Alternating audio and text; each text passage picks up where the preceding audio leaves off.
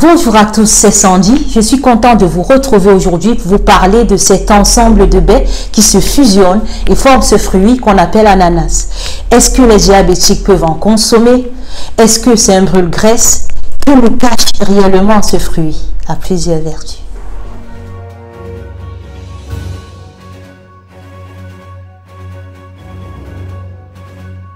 L'ananas Victoria, Queen, Caraïbe, Abacaxi, Cayenne, différencié par la taille et la couleur de l'écorce et la saveur de la chair. L'ananas est source d'antioxydants et notamment de la vitamine C qui peut aider le consommateur à lutter contre les symptômes d'asthme, par exemple de la grippe ou encore du rhume.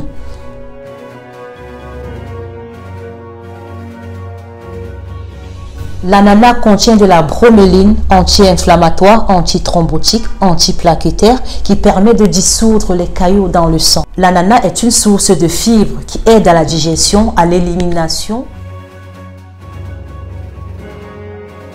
C'est une source de manganèse qui est un oligo-élément essentiel à l'assimilation des glucides, des lipides dans divers métabolismes, notamment une douzaine de métabolismes dans le corps.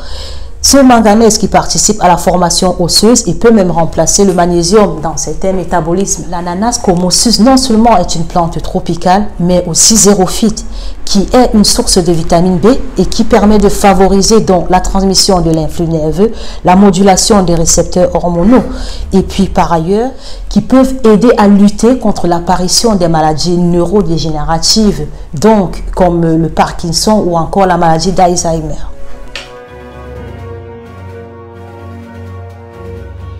Pour répondre à la question du diabétique qui m'a posé la question dans ma page Facebook, si un diabétique pouvait consommer de l'ananas, je dirais qu'il est conseillé dans le cadre de l'alimentation de diabétique de manger 2 portions de fruits par jour, étant donné que les portions sont définies par votre nutritionniste en fonction de vos antécédents, de votre âge, de votre poids, de votre taille et de votre état de santé actuel.